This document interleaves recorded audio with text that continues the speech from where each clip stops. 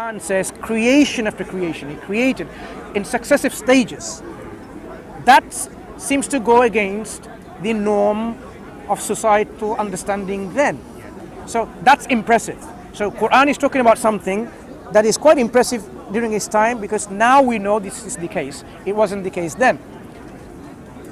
When the Quran describes in detail, now if it describes, oh, it's a gastrula, it's a morula, it's a blastocyst, do you know what they are? Right. If I told you this is how the process is, you'll get confused yourself now in 21st century. Which day is it today? 5th of August 2018. You get confused if the Quran describes. So you would expect Allah to describe it in the Quran in a terms that people don't get confused, even on the 7th century. Yeah? So what are the descriptions? It's still very vague. No, that's the claim you're making. Let's deal with this subject. But I'm going to show you that it's not vague. Okay, let me allow to develop it. So when the Quran says that Allah created man from nutfa, the word nutfa is like something like a drop-like formation, drop-like. So whatever remains from the bucket, a drop. So if you have in your hair a lot of water and it's dribbling and dropping, that amount of drop, that's called the nutfa, right? The drop. So within itself, word nutfa, there seems to be a connotation of like a drop, something like a spherical appearance of it. And that's what we know of the first appearance of when the egg and the sperm meet and they start forming a fertilized product. Okay, that stage when the Quran alludes to it, it actually fits like this. This is what it is. It actually looks like a drop. So that is not vague, that is quite very precise. Now, can you actually see a human embryo when it's a drop-like stage? You can't see it. You need a microscope. So to call it it's like a very spherical drop-like stage is very precise, not vague, because you could have been something like this, elongated like this. You could have used the word like this, right? But it didn't use that. It used the word something like that, elongated like the shape of a leech in the step later. From this nutfa came alaqa, and alaqa is described something elsewhere like having the appearance of teeth marks. Mudgha later like a chewed substance. And this is what we see. I mean, these are like all microscopic. And then you can see that this formation of embryo, the appearance looks like that. So you are saying this man may have been really a person just opening up babies, but you can't see them anyway if you even open up Karam. So the descriptions that are given, which in a layman's term, that oh yeah, it looks like a mark of a teeth there. This is how it looks like with somites. I'm giving you terms. Next time I should bring pictures, right? It will take time to put it up, but that's how they are. And then it says partly formed, partly unformed. And then we know in one of those steps when it says this is when the hearts are developing, but the other parts are not. So exact stage of description when the human embryo goes into a formation where some of it is formed and some of it is forming. And this is what the Quran describes.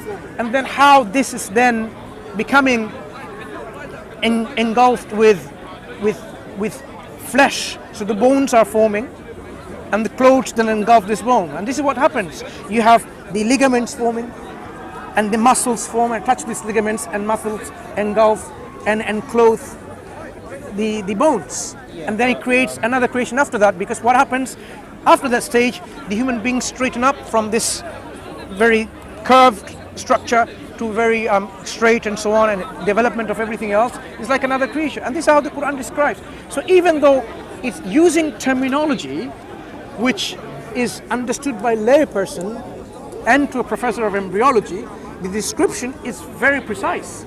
So Quran is not claiming that, oh, this is something, a proof for itself.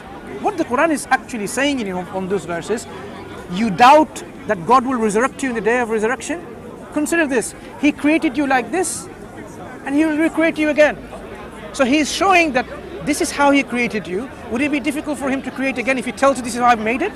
Now we know this is how the human beings are actually developing within their womb of a mother in these processes. So if someone is able to describe that this is exactly how it's done, then I know that person clearly knows how he's done it.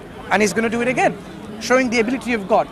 So not to show somehow some people think, oh, God is teaching you science. No, God is addressing a particular argument. People are saying, what? When we are dead and rotten bones, we're going to resurrect to be again? God is saying, yes, even to the very tips of your fingers.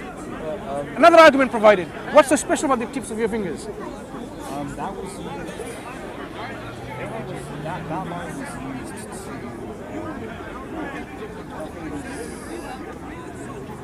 that line was mentioned when people are in hell and stuff and they're burning, and they said that I've heard that this is guy on YouTube who this is a speaker on YouTube who said that the Quran predicted like pain receptors in fingers and stuff because when you're in hell, it says in the that when the skin burns off, they'll make you more skin to make you feel the pain again. Like not only is that pretty like ridiculous in of itself, like that's pretty cool in of itself. That's the whole idea. It's actually quite cruel, meaning it's a horrible punishment that people should avoid. That's the idea. They get they can infer that like the Quran predicted pain receptors from adding skin to make you feel pain again. But like if you hurt yourself, you can feel, anyone can feel this. If someone punched my arm or something, like grab my arm, so I know the hurt's there, right? You can identify where this thing is without knowledge of pain receptors. So there's no reason to believe that the Quran predicted pain receptors because you can obviously it's observable to any normal human being. If I'm punched in my leg and I feel my leg, that's pretty obvious. There's something there there's something in my leg where I've seen somebody punch or somebody kick or somebody do something to make me feel that there's something there. The Quran didn't predict something that wasn't there at that time. What you're dealing with again, you're dealing with the strawman argument type argumentation. People making claims when they should be making claims. They're saying this is a prediction. And you're saying, but that doesn't look like a prediction, that means that's not. But leave all this aside, leave all the polemics that have been associated with these descriptions associated from the Bible, the Quran and so on. Let's look at the text itself. Quran is saying, when people are in hellfire being punished, what is happening? God will recreate the skin so that they feel the punishment. Right. Now you might find, maybe there's no reason for mentioning this, but actually now we understand and appreciate why this process is, because you might have someone who say, you know what, God burns my skin. Once I go into hellfire, I'm not going to feel pain again. That's it. He was going to outsmart God. God burns him in hellfire, and he says, look, and then you know what's going to happen? I will no longer feel any pain, because once my skin is gone, I'm not going to feel any pain. No. Let's understand something. Let's forget the polemics, right? But let's understand the text of the Quran, how profound it's delivering its message with the evidence associated with it. Quran is saying God will punish those individuals who deserves to go to punishment in hellfire. He punishes them, and he says this is the mechanism of how he's going to punish them. Someone will say, look, suppose he wasn't like this and says, oh, God's going to punish me in hellfire, he's going to burn me, I'm not going to feel any pain. Someone will come up with that because they know that pain receptors are actually in the skin, right? Pain, pressure, touch, the sensory receptors that's there just underneath your skin. But what God is reminding them, and us too as well, that you can't outsmart God. When you go in hellfire, when your skin are burnt, you're not going to say that's the end of your feeling the suffering of pain. God will put new skin. As long as they're roasted through, you'll feel fresh skin. Again, this process happens. So you feel the constant pain because that's the punishment that people deserved. Okay? So what the Quran did here, it delivered the message and proved its message at the same time that pain will continue by this mechanism. So if somebody comes along and say, oh, this is about predicting our pain receptors, and then say, so this is not a prediction because it's common sense to know that, I would not want to go into that. I would say, look, it's amazing how the Quran, the author of the Quran, deals with people's thinking and thought processes where they think like, okay, I'm going to be punished and I'm not going to feel any pain. Even that is covered. Yeah. So the mechanism is illustrated there, so that people have no excuse in saying, "Oh, you know what? I'll have something there. Maybe I will enjoy my life." So you don't have to say this is a predictive power of anything, but at least it illustrates the Quran knows. The author of the Quran knows that the pain that people will feel is to do with something that is within the skin, right? But then again, I can observe that too. If I wanted to make up a religion, like if you see how fire works, whatever, that tree, I can burn that tree, and that tree will disappear. Right? You can apply the same logic to human beings. I can burn up a person, and that person will burn out. Right? Therefore, I can assume from that. I can make this. I can literally make this up myself. Right?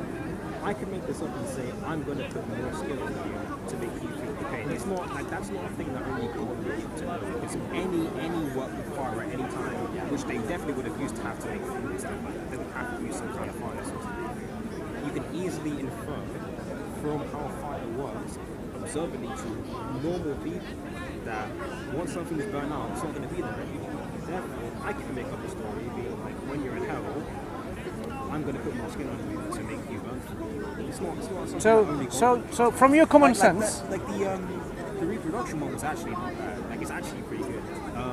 How people would know that. Like obviously it's not specific as how I would they want it know to be. something looks like a leech? Obviously it's not specific as I want it to be, but it's good. It's pretty good. But there's things like that one about the whole hellfire thing that anyone. Okay, right.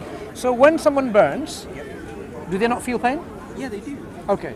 So so did you know that when you burn too much, you don't feel pain anymore? How would you arrive to that conclusion? Have you experienced it yourself? You would be able to. I don't know. If I burn up and then if I No. continue. Have you ever burned and you don't feel pain? I've never experienced it. Okay, but so you can imagine from anything burning out, Yeah. like a tree or grass, that it won't exist anymore. And How do you know? And what we know about skin. But are you not already juxtaposing or presupposing the knowledge that you have of pain receptors today already I and know. imposing it backward? Then it's a common sense. Yeah. 100 but you are doing the same thing about your God thing. You're saying that your God definitely exists. And what Wait, no. You're arguing differently. Let's deal with one point at a time. Let's only one point at a time. Let's deal with one point at a time. So now, talking about the feelings of pain.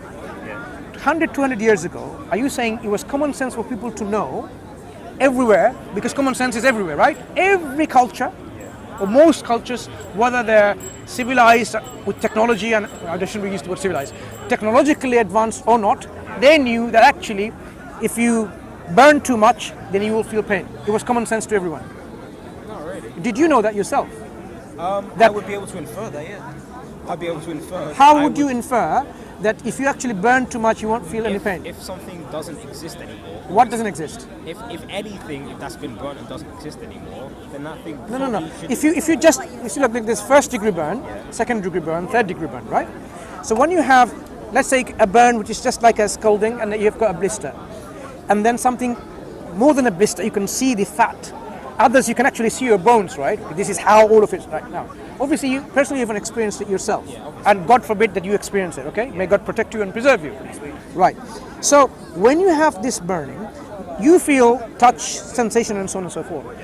How, without knowing about pain receptors, how do you know that when something is burned too much, that the feeling of pain won't be there? Because you know it's there, and you put your arm there. And That's you touch. Yeah, exactly. You know it's there from feeling the fire. No. You know it's there, but how do you know the fire has taken that away? Because you. Where is it? Where are the pain receptors? Take them what away? If a fire burns your skin, now, not knowing where the pain receptors are, is it that in the muscles or the subcutaneous fat, or is it in the skin? I don't know. I just know it's in that general area. Right. So where is it? I don't know. If the skin burns, just the first skin layer, let me ask you this question for genuinely finding from you. If just the skin burns, can you feel pain if I were to poke a needle through? Probably, yeah. If you've got a heart. No, skin is gone. Skin is gone. Oh. The skin is gone. Can I, if I put a needle through, can you feel pain?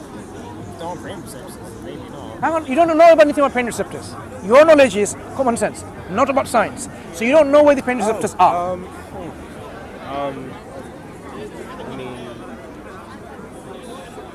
you probably think that you would be able to, but Do you if see there the weren't pain point? receptors there, you No, wouldn't no, be able to. no. We have no knowledge. In this discussion, it's common sense.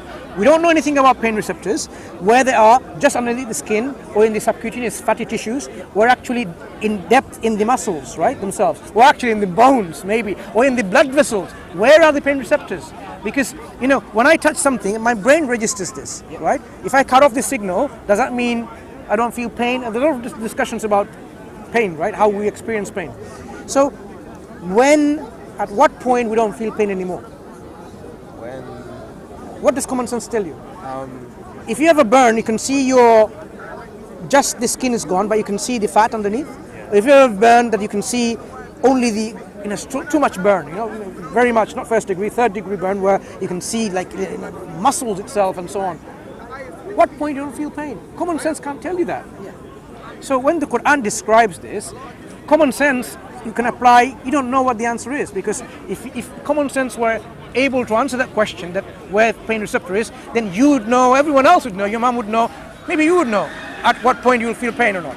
Quran is saying, as you are burned, and this burning, the hellfire is much stronger than the fire here, but you're not going to be totally roasted where you become like ashes. No, that's not the whole mechanism of punishing. God will punish you where people will burn and their skin will be roasted, but a fresh skin will be provided. Why? So that their punishment continues. It's very harsh. That's the punishment. And Allah says, okay, don't be of the people of hellfire. Avoid going there. Avoid being punished. Okay? Don't go there. Do the actions of paradise. Okay? So it's not questions about cruelty, it's the question about justice. Some people, because of justice, they will end up in hellfire. Okay, so we have talked about two examples. One is about the creation of human beings, whether it's accurate or correct or vague, and talked about the processes where when Quran says, oh, he created you from water, he created you from sperm that is emitted, he created from something clinging, he created from a drop. These are processes Quran highlights at different places for a specific reasons. Sometimes it gives you the whole process, sometimes it highlights the process. When I say I make cake from flour, am I incorrect? Of course, cake is made from flour. If I say I make from flour and water, it's correct too. So it's just highlighting which part. Sometimes you may have the important part highlighted, sometimes the whole detail is given because of need. When the Quran says we created you from water, because the importance of water is given. Allah says he created you, not you, every living thing from water. Now let's look at common sense now. Quran was given to a prophet, a man who was living in a desert. There's hardly any water, right? Hardly any water. And then he's been told every living thing is from water. He sees cactuses. There is no rain. There is no water. And that's alive. And the Quran says every living thing is from water. How does anyone say, how can he be from water? Okay? So, did he know very microscopic organism deep down a dead volcano or underneath the oceans? He hasn't seen them. It's impossible without the technological advancements. But yet the Quran says every living thing is from water, and that's what we know. Living cells, more than 70% is water. We know this today because of our scientific advancement. Very obvious. How is it obvious? If you're someone in the desert, you would even be more aware of that fact if you live in the desert. If you live in the desert, you don't have water. You need to drink water. This is always been the case. Now that's to sustain life, but to made from water? Exactly, but you'd be able to infer to suspect you'd be able to have to drink the water to sustain your life, imply that you were made from it. It doesn't logically follow. Just because you need to sustain yourself to quench your thirst with water, that you actually made from water. Are you made from food? You have to take in food, right? Are you made from food? I know, but No, take that logically one step further. yeah, I know, but like the nutrients that are within foods have things like carbon in them. That's what you know today. Yeah, I know. People in 7th century, I know. 8th century, 9th century, 10th century, how did they know all these things? They didn't have a clue about these things. Not every living thing is from water. No wonder scientists say on Mars, were there any evidence of water there for living things? Yeah, this is our knowledge of today. I am not asking you to say this is a prediction. What I'm saying is Quran highlights so that people reflect. When the Quran says, look, this is how the Quran goes. أَوَلَمْ يَرَ الَّذِينَ كَفَرُوا أَنَّ أن السماوات والأرض كانتا رتقا ففتق